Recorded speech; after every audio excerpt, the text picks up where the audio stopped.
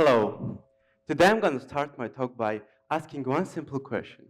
How many of you have heard about Eurovision? Great. Did you know that our homeland, Georgia, is actually the most successful country in the junior version of this contest? Starting from 2008 with Little Bees, continuing in 2011 with the Candy Girls, 2016 with the girl singing about the sun, and lastly Andrea, who sang about his mother. All of the people mentioned above have won the contest, proudly representing our small but musical country. As you may have noticed, I'm a huge fan of Eurovision, but why am I telling this to you? Actually, I want to talk about my experience, which changes my point of view completely. In 2025, when Tbilisi hosted Junior Eurovision, I had the chance to volunteer on a production team. Imagine how happy I was when our coordinator called me stating that I was selected. I couldn't sleep that night. So, how did my volunteering start? We were at the arena for the first meeting and I was stunned. It was the first time seeing such a huge stage for me. That was the moment I understood the amount of work done by people who actually stand behind the spotlight. Then we moved to the meeting rooms, met our HR, the cutest person ever, and also received our merch, dress code for the following 2 weeks. The stand-in rehearsal started. Even though the real artists hadn't arrived, we had to rehearse lighting cues, sound levels, and movements, and of course, every volunteer was trying to rehearse as many times as possible to perfectly meet delegations from 18 countries. Personally, I had to rehearse more than 20 times because every single second mattered. During the rehearsals, I had to work with 3 completely different delegations. First was Ireland, the easiest to work with since the delegation consisted only of 3 people and also the artist was the eldest among all the participants. Next was Malta.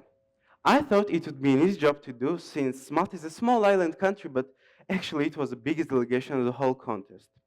And lastly, I may be biased, but my favorite delegation, Georgia.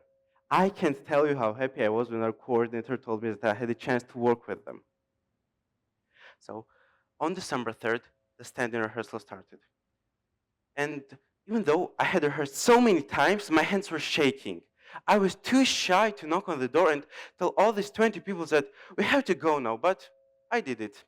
We went to the stage, to the backstage, to the in-ears, and everything went perfectly and smoothly.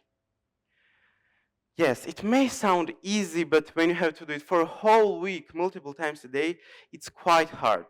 But I'm not going to tell about every rehearsal, so let's move on to one interesting moment that happened during second rehearsals.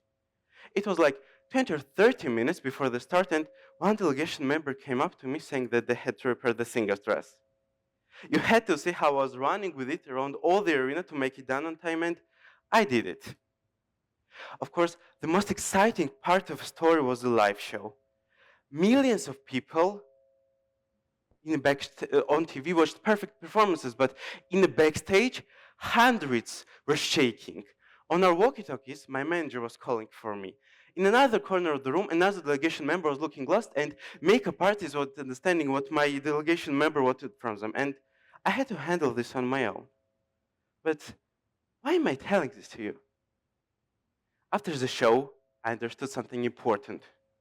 Behind every big story, there are hundreds of people making it real.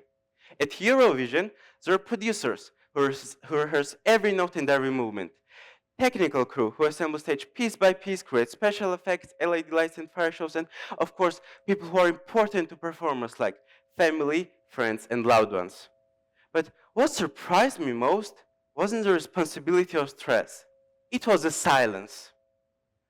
After the show ended, lights were bright, the music was loud, and all of the attention was on the stage, but backstage, everything became quiet again. Everyone started packing things, getting ready for the flights next day.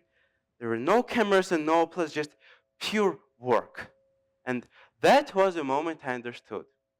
The real magic happens here, not in the spotlight, but behind it. It's an interesting paradox that actually no one asked for recognition or applause, and it's a bit sad that when we sit in the audience, we notice only the confidence, the performance, but we rarely ask ourselves a question. Who made all this possible? So next time you sit in the audience, ask yourself, who stands behind the one in the spotlight, and most importantly, who stands behind you? Maybe the point isn't just to see what's happening in spotlight, but to start noticing everything that makes it real, like the effort that isn't visible, the people who don't get named, and the moments that don't get applause, because when you do, you don't just watch things differently. You understand and value them differently. And what if starting today, we choose to notice them? Thank you.